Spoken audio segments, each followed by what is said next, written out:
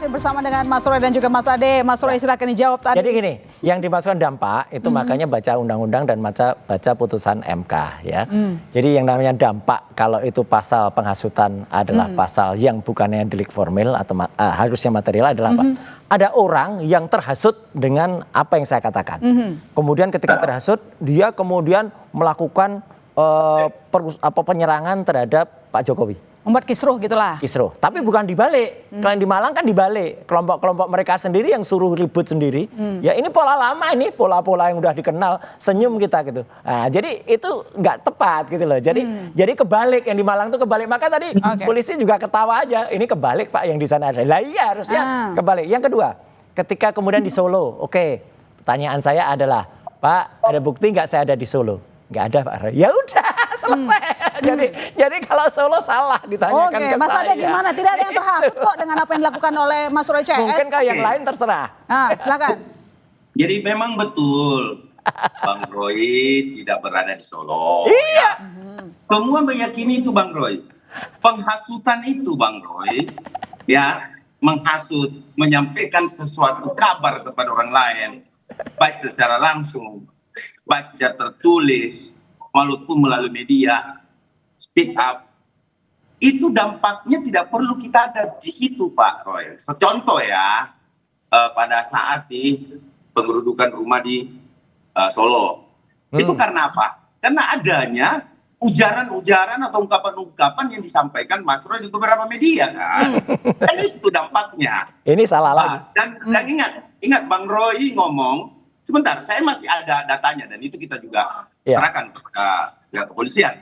Bang Roy mengatakan di Kompas ya, ini sekarang TPWO sudah menuju ke rumah Bapak Jokowi Widodo di Solo. Saya sekarang berada di UGM.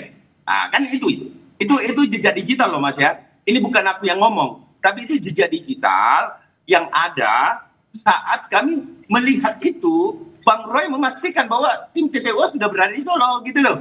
Iya, kan TPUA yang di Solo, bukan saya. Iya, justru itu Bang Roy. Itulah dampak yang kami maksudkan. Kalau polisi bermaksud lain, terserah.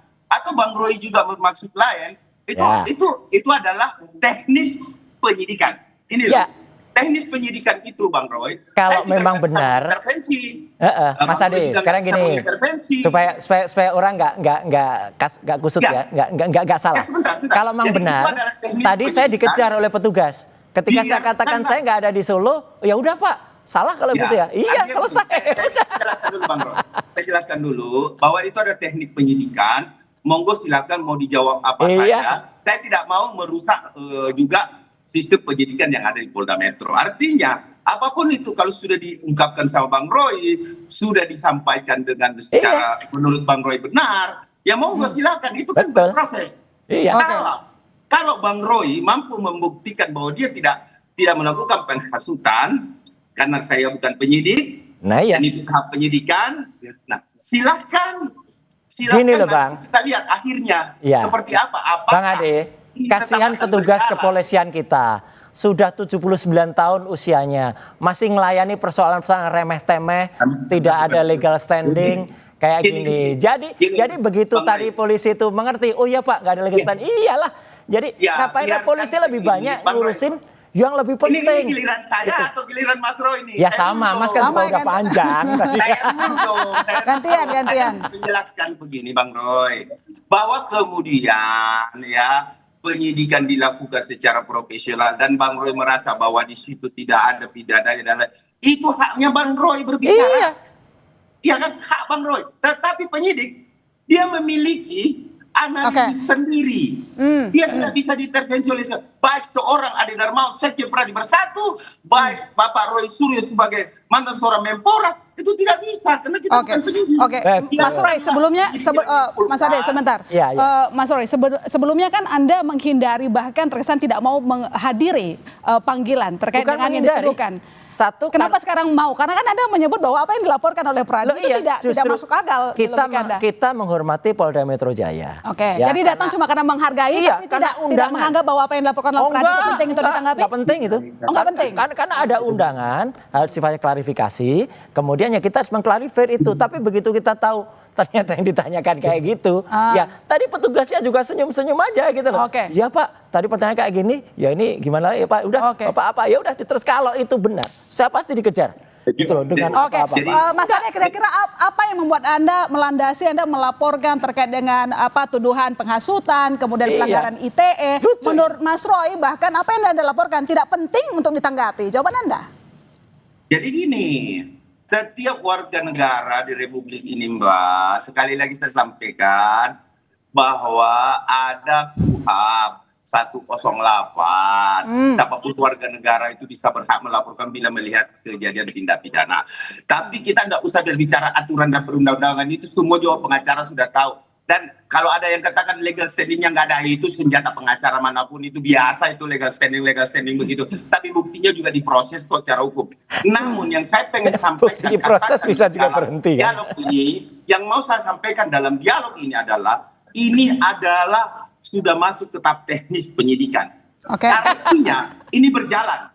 Kalau dikategorikan apa yang membuat kami melaporkan, yang saya pengen katakan adalah kita anak bangsa, kita jangan saling menuding.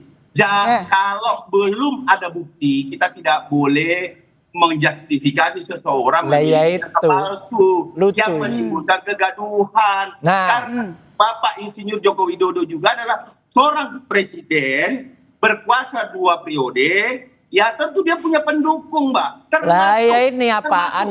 Termasuk kami juga mencintai Bapak Insinyur Joko Widodo. Dampaknya apa kepada Pradi Bersatu? Bukan Pradi Bersatu, advokat public defender. Itu apalagi itu public defender. Kami butuh sebentar Mas Roy. Nanti dikejar lagi itu. Memang untuk melaporkan hal-hal seperti ini. Kenapa kami tidak mau ada kegaduhan? Gak masalah. Kami tidak mau, Bang Roy. Kalau kami tidak laporkan ini ke polisi Bang Roy, yang saya takutkan Bang Roy jalan tengah malam, kalau ketemu orang yang mencintai, ini contoh nih, kalau ketemu orang yang mencintai betul-betul Pak Jokowi, terus Bapak disenggol dan apa-apain. Ya nggak mungkin, ini salah. Yang ada di Malang tuh kita tahu siapa orang-orangnya. Saya sampaikan ilustrasi, bukan kepastian Pak. Iya. Jadi ini malah nggak benar. Kalau gitu negara NKRI ini tidak benar kalau ada pembacokan di tengah jalan. Oh jasanya palsu, bagaimana. Tapi Bapak sendiri tidak pernah. Makanya kita tunggu hasil dari nanti gelar perkara. Kalau ijazahnya palsu atau tidak, itu harus dibuktikan dulu sampai inkrah.